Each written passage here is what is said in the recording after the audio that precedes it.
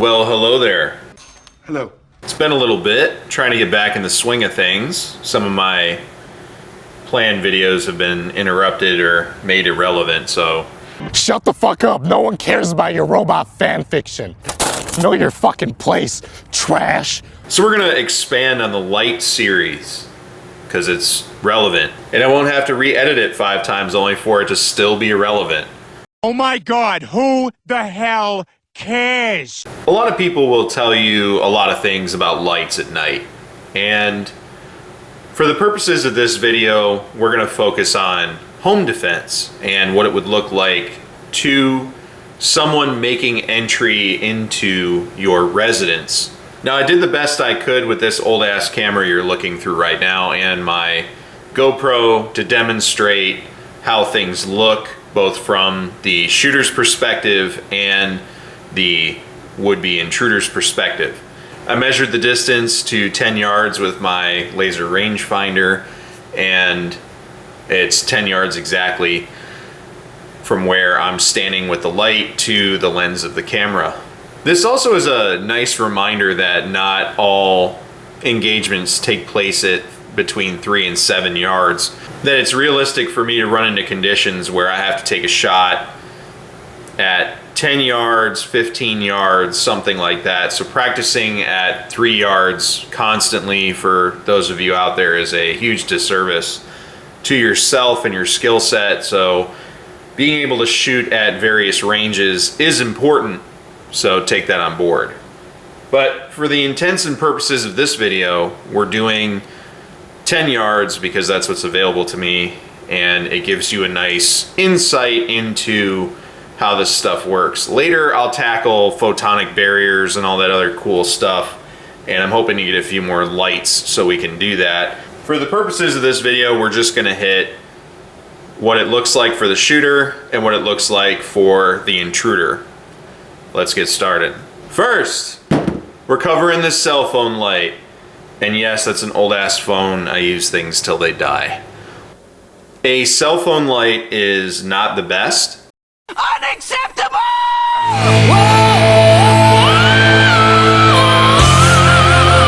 And it's usually what most people use. It's the bare minimum light to see what you're doing, using keys, dropping something, looking for things. More often than not, people are playing on their cell phones in the first place. So here's the example of a cell phone light. Aziz, light! So first, we're gonna use the oh shit cell phone light. That's all you get. Okay, you see it, I see it, good, good. That's all you get. Okay, you see it, I see it, good, good. Next, we're gonna cover this trash tier light that I don't like that much. Now, to be fair, there's a new generation of the XC1, I believe it's the XC2. But the XC1, which is a nice concealed carry light that doesn't push into your groin or your bladder or wherever your belt line is. So a lot of people bought this light to put on their Glock 19s or VP9s or guns that fit on. So here's the XC1. Next, we're gonna use the Surefire Kaka tier 1st gen XC1. Boop. A little bit better. Don't ask me how many lumens it is, fresh battery. You can see what's going on, but not very bright. I also don't know how it looks downrange at that camera. I might be absolutely destroying it because it's old. Boop. A little bit better. Don't ask me how many lumens it is, fresh battery. You can see what's going on, but not very bright. I also don't know how it looks downrange at that camera. I might be absolutely destroying it because it's old.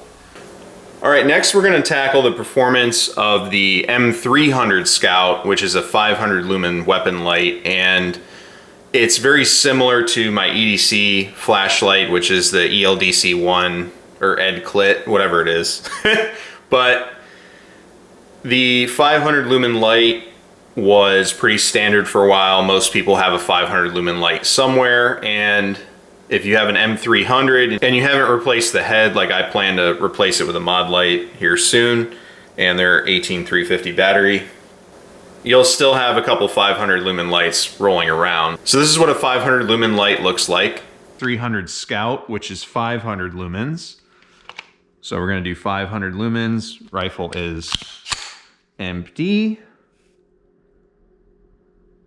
That's 500 lumens going downrange. 500 lumens on a Scout light, CR123 battery with a Modlite mod button. Okay. So we're gonna do 500 lumens. Rifle is empty. That's 500 lumens going downrange. 500 lumens on a Scout light, CR123 battery with a Modlite mod button. Okay. Not great, not terrible. Next, we're gonna move on to the Surefire X300 UB, both the 600 lumen light and the 1000 lumen light. I'm gonna show them to you, and then I'm gonna talk about it a little bit because they're very different, honestly. And a lot of people that have the 600 lumen lights know this little secret, and there are people that'll chase numbers constantly to get to the 1000 lumen light. And I like the 1000 lumen lights. They do a nice job with areas, but let me just show you and then we'll talk about it. Here's the Surefire X300 UB 600 lumen light. So the 600 lumen light on target, very bright hot spot. I love these 600 lumen lights. You can see the hot spot. Again, hopefully I'm not destroying the camera, but that's how it looks. 600 lumen light. On target, very bright hot spot. I love these 600 lumen lights. You can see the hot spot. Again, hopefully I'm not destroying the camera, but that's how it looks. 600 lumen light. And the Surefire X300 1000 lumen light. The Surefire X300 UB 1000 lumen light. You can see less of a hot spot. I'm sure it's nice and blurry at the camera.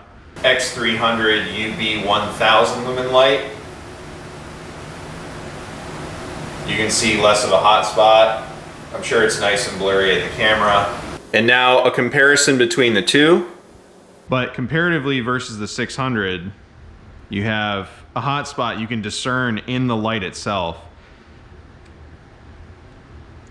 So the hot spot's probably brighter. I'll try to hold them apart so you can see what it looks like. Hopefully from the camera, hopefully I'm not overwhelming it. Comparatively versus the 600, you have a hot spot you can discern in the light itself. So the hot spot's probably brighter. I'll try to hold them apart so you can see what it looks like. Hopefully from the camera, hopefully I'm not overwhelming it. And with that, you can see the tighter focus of the hot spot on the M600 presents as a brighter light to my shitty camera, but also to the human eye. It throws the light a little further and a little harder because the hot spot is more concentrated on the 600 lumen variants. With the 1000s, they're still bright, they still illuminate a large area, and it's very advantageous for the shooter in certain conditions. It definitely throws a lot of light and opens up an area for you, which is nice, and they're great for indoors, especially if you're room clearing on duty for law enforcement or something like that. If you're more outdoors, then the 600 lumen is the one to look for, although good luck finding them. They dry up pretty quick. They're old lights in a lot of people's minds, so that's why you're not finding a lot of them out there. But if you keep your eyes peeled, you might be able to find a few, and it's not like it's marked 600 lumens either.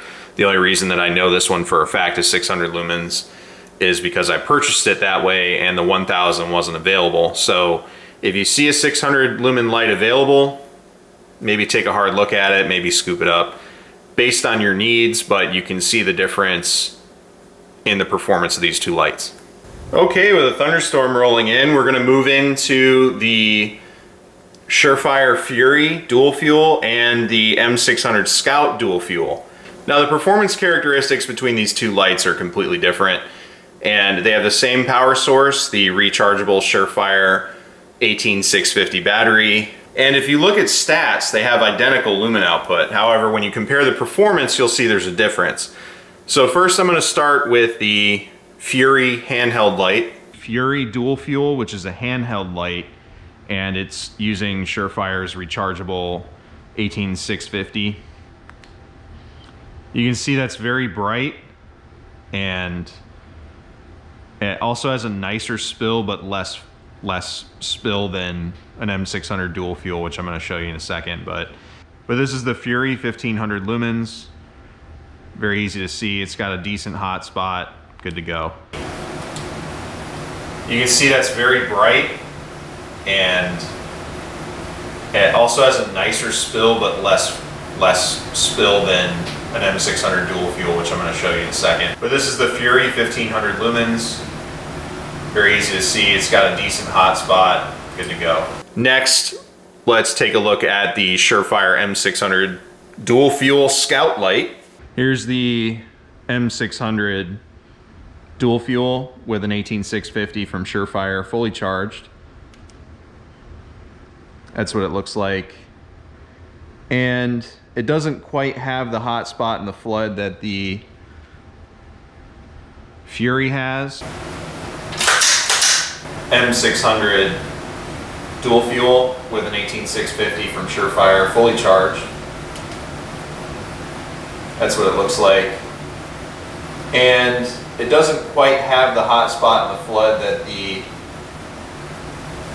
Fury has. And it doesn't quite have the hot spot and the flood that the Fury has. So there's the Fury, clearly brighter. Again, I think that has to do with the head.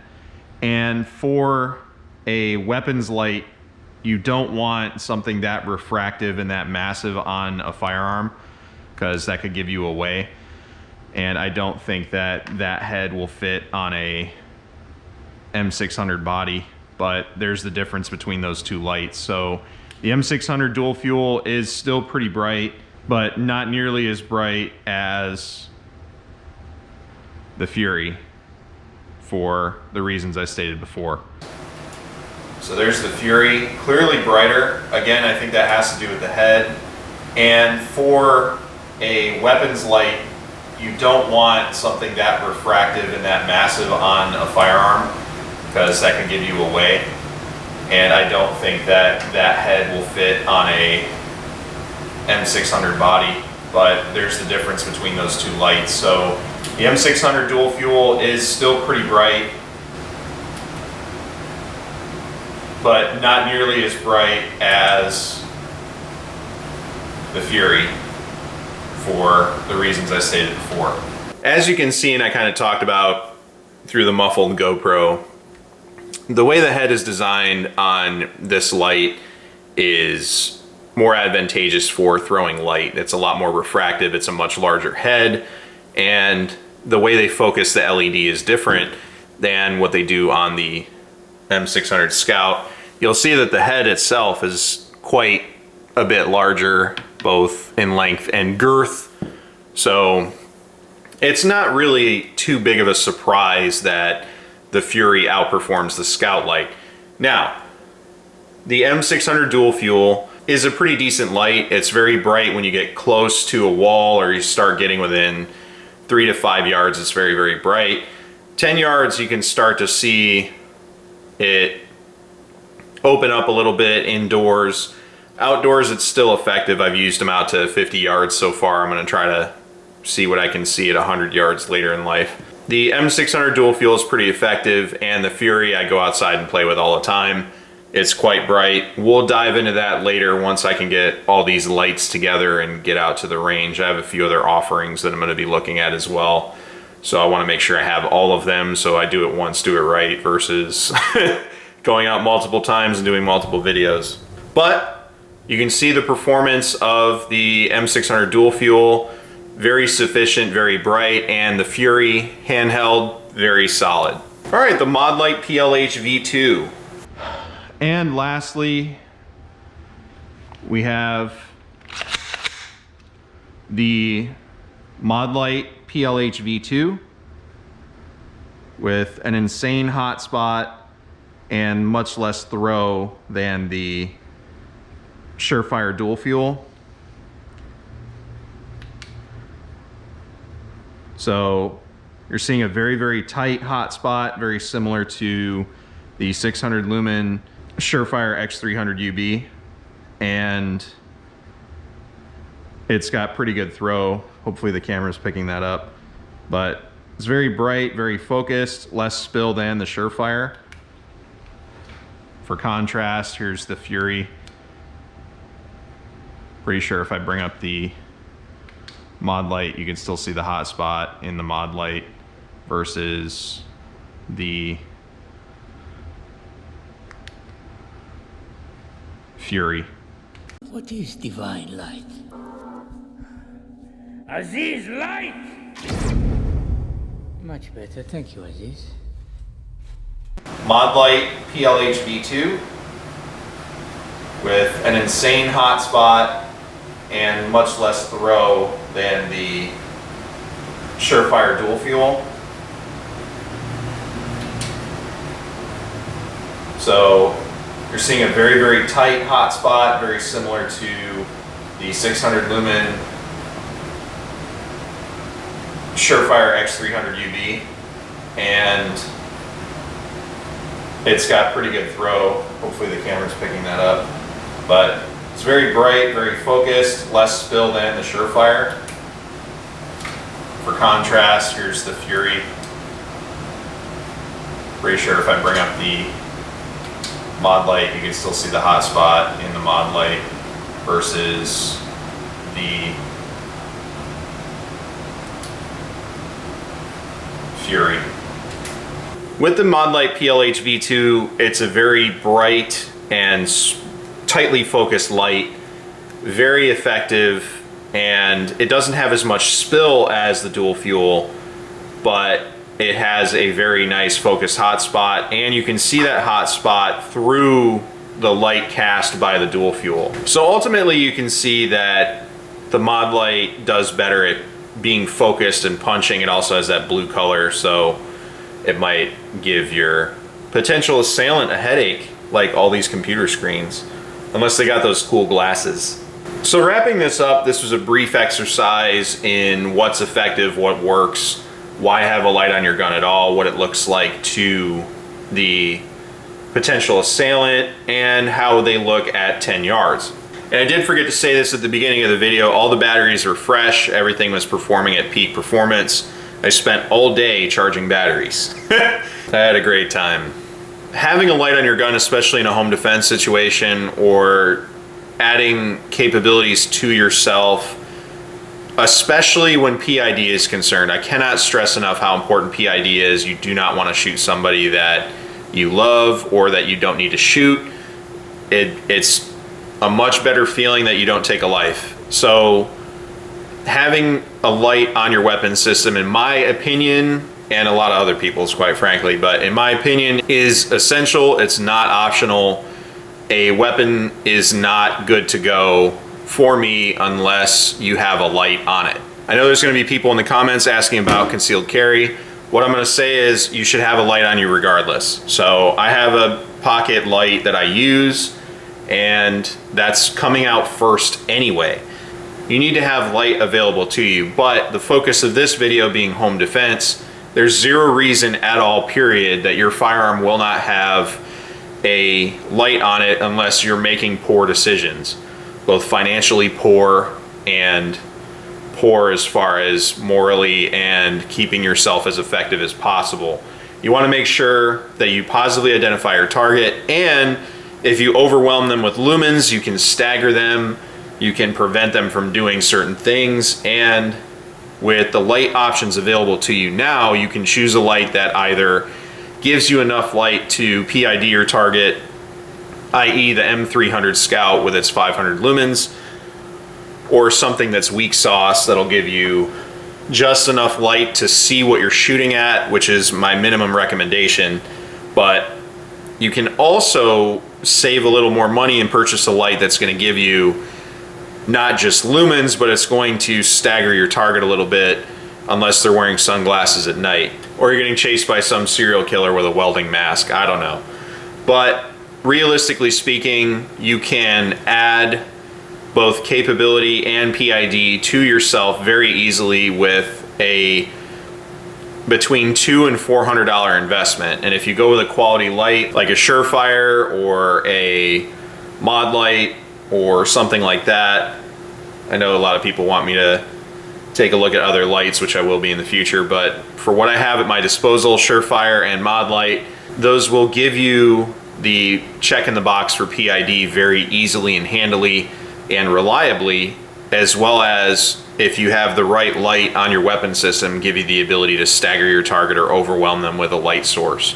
So it might give you a fraction of a second to make a decision and move faster than them. It gives you a better advantage. So if you're at a strong position, you have a nice strong wall, you're behind cover and concealment in your own home, and you have that light source, then even if they do shoot at the light, you have much less movement to make yourself safe, or you can possibly get a speed advantage because they're at a disadvantage with not having a light or being blinded by your light. Now, the next installment, I'm going to do overcoming photonic barriers and all that other stuff when I get those other lights in. And I can get my little baby EDC light wherever, I think it's in my vehicle. It's in my vehicle. But I can get my EDC light, set it up by the camera, and then through the GoPro demonstrate overcoming the photonic barrier, which is also important. Just food for thought, I really want to stress the importance of having a good, reliable, strong light at your disposal, and having multiple light sources too. In the description is a video I did previously on indirect lighting techniques, so that's available as well. You can check that out at your convenience. I did it a long time ago, but there were people, mostly FUDs, talking about why you shouldn't put a light on your pistol because you'll be pointing a weapon at the person you're trying to identify. So there's indirect lighting techniques for that. And again, there's so many variables in this world, and there's so many ways to be at a disadvantage.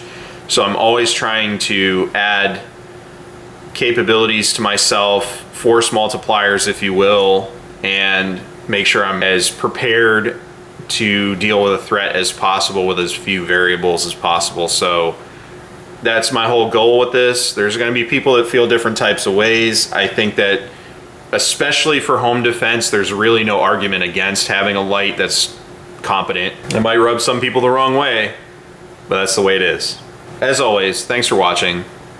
Take care out there.